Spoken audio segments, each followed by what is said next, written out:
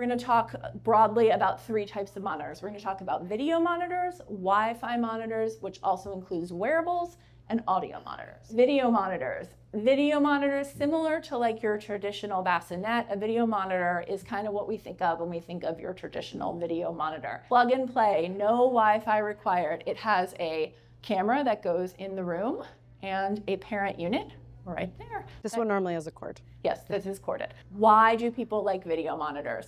They're pretty easy to operate, right? You don't, like, I will tell you to read your car seat instruction manual once and read it again and then probably read it a 3rd time.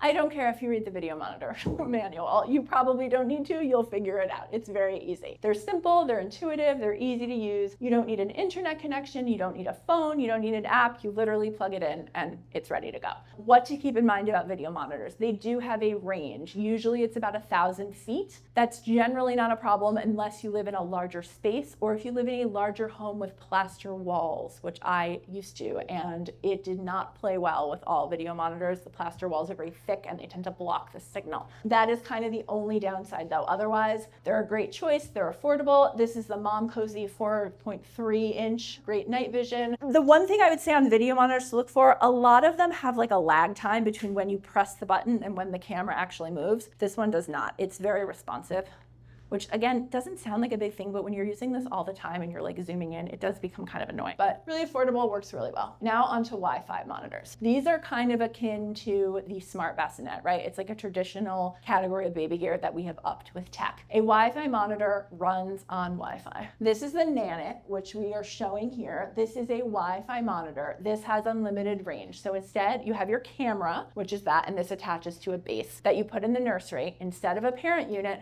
using your phone. So we're gonna do a live demonstration. I hope no one's at my house. I have the Nanit. This is the app. So I'm 1,000 miles away. I live in Chicago. Here we go. Here's my nursery. I love this. My kids are far apart in age, so for my first one, these were not even a thing. I used a video monitor. For my second one, I was like, I don't know if I really want this thing on my phone. I love this so much. I am obsessed with it.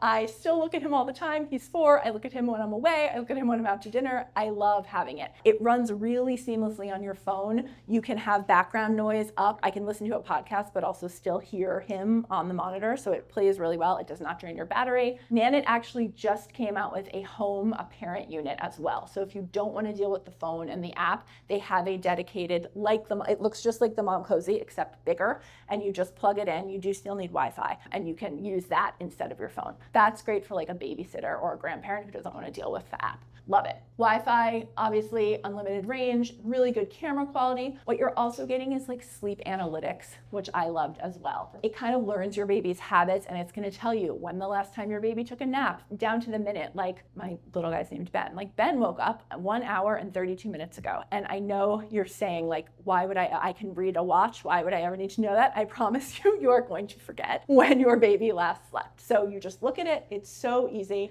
Wi-Fi monitors also level up and often include a wearable component, and those wearable components are vitals trackers. So you can track things like pulse ox, respiration, you can track movement. They do require an extra thing. In the Nanit, this is called their breathing band, and as you can see, it's wrapped right around here, and that does track that. You also might have heard of the Owlet. So the Owlet's a little wearable sock. This is another type of Wi-Fi wearable monitor that wraps around baby's foot, and that is going to track those vitals for you. What to keep in mind about this?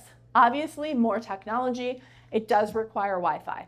What I will say, I tend to see from the parents we talk to 2 types of parents. There's the parents who love the information, right? They thrive on the information. This is me. This is what I do for a living. I loved knowing every last detail.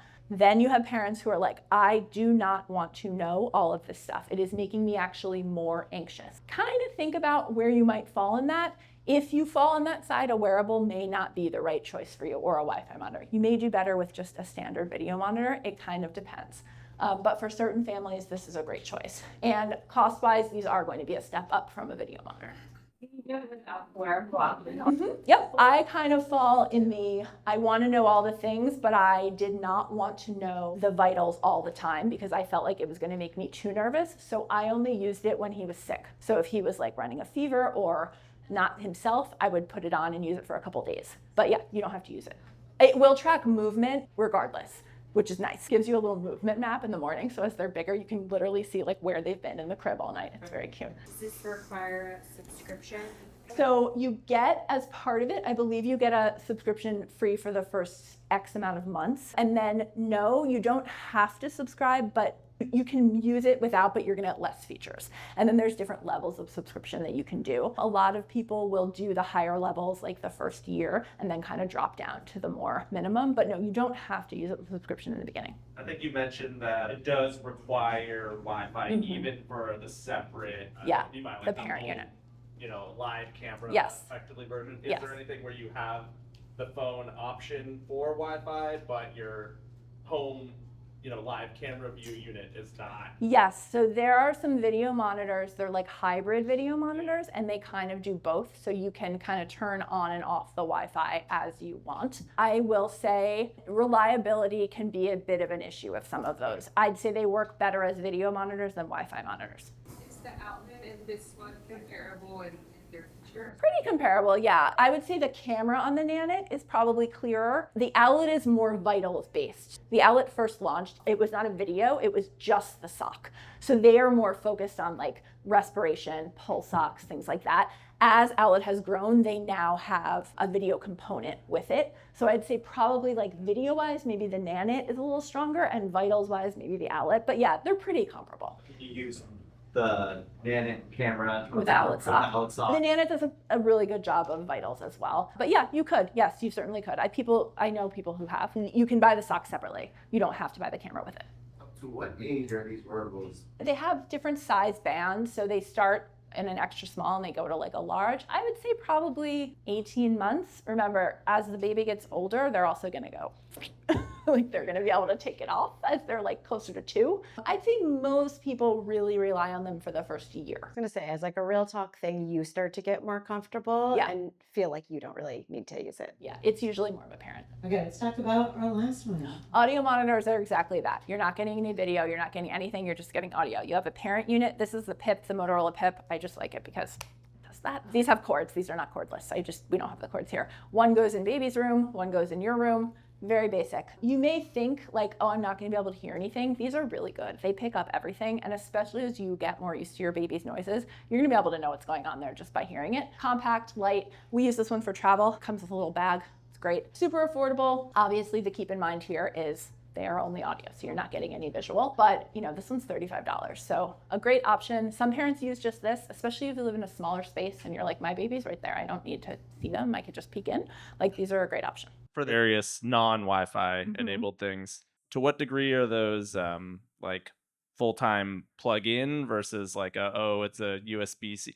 Thinking for family members who are not good at charging things. Well, it varies, but I would say most of them hold a pretty good charge. They do tend to, as you keep them longer, that you will have to charge them more. Like, I would never keep a video monitor, even though it might make it through the night unplugged. I would always keep the parent unit plugged in just to be on the safe side. It's more like when you put them to bed and then you're still like having dinner or sitting out back or going walking around the house, then I would not keep it charged. But yeah, they're pretty reliant on keeping them charged. You mentioned there was a monitor that you could buy for the second one, the Nanit, maybe.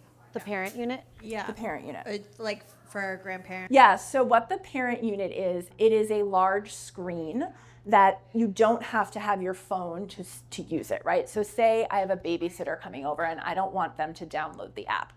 What most people do with the Nanit is a regular caregiver, like for example, my parents, my in-laws, and our nanny all have the Nanit app downloaded on their phone. But when the high school babysitter comes over, I'm not gonna be like, download the Nanit. So we would use that parent unit. You just plug it in and it becomes a regular, you can unplug it too, it charges, but it just becomes a regular video monitor. So you don't have to have your phone.